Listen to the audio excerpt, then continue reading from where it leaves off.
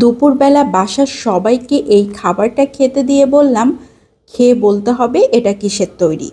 কিন্তু কেউই বলতে পারল না। সবাই শুধুমাত্র তৃপ্তি সহকারে ভাত খাচ্ছে, কারো জানার আগ্রহ নাই। শুধুমাত্র অনেক বেশি মজার, এটাতেই এনাফ। গতকাল কাঁচা কাঁঠালের এঁচড় রান্না করেছিলাম। কাঁঠালের সবুজ অংশের নিচে যে চাপটি থাকে সেগুলো আলাদা করে রেখে দিয়েছিলাম। এখন সেই কাঁঠালের চাপটিগুলোকে বের করে খুব ভালো করে ধুয়ে নিয়েছি। এখন একটা রান্নার প্যান নিয়ে নিয়েছি, সেই প্যানে কাঁঠালের চাপটিগুলোকে নিয়ে নিচ্ছি। এখন দিয়ে দিচ্ছি বড় সাইজের একটা রসুন কোয়া কোয়া করে, 2টা পেঁয়াজ একটু মোটা করে কেটে দিয়েছি, কাঁচামরিচ নিয়ে নিয়েছি 5-6টা, ছোট সাইজের চিংড়ি মাছ নিয়ে নিয়েছি আধা কাপ। চিংড়ি মাছটা অবশ্যই দেওয়ার চেষ্টা করবেন, তাহলে টেস্টি হবে। লবণ দিয়ে দিয়েছি আধা চা চামচ, হলুদ গুঁড়ো আধা চা চামচ, সয়াবিন তেল দিয়ে দিয়েছি 1 টেবিল চামচ, পানি দিয়ে দিলাম আধা কাপ।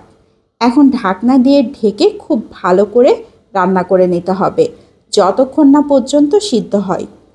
9-10 মিনিট জাল করে নিয়েছি, এখনও নিচে বেশ কিছুটা পানি রয়েছে। এখন আর ঢাকনা দিয়ে ঢাকার কোনোই প্রয়োজন নেই, কারণ সব কিছু সিদ্ধ হয়ে গিয়েছে।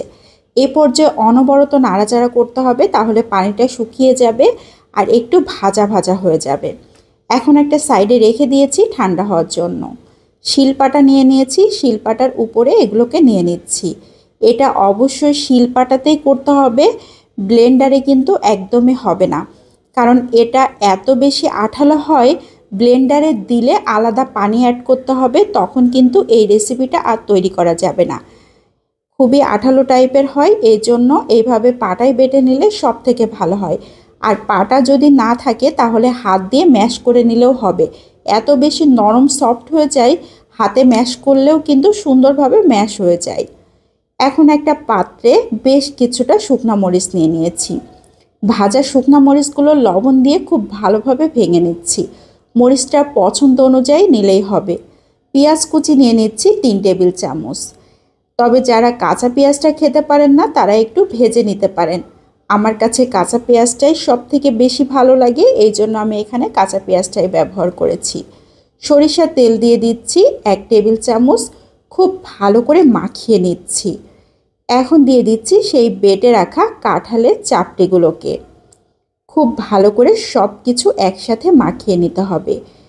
দেখেই কিন্তু বোঝা যাচ্ছে কতটা আঠালো টাইপের হয়, খুবই আঠালো। আর এটা খেতে এত বেশি টেস্টি হয়, যারা খাননি তারা তো বুঝতেই পারবেন না। এ পর্যায়ে বেশ কিছুটা ধনিয়া পাতা কুচি দিয়ে দিচ্ছি। আবারও সব কিছু খুব ভালো করে মাখিয়ে নিচ্ছি।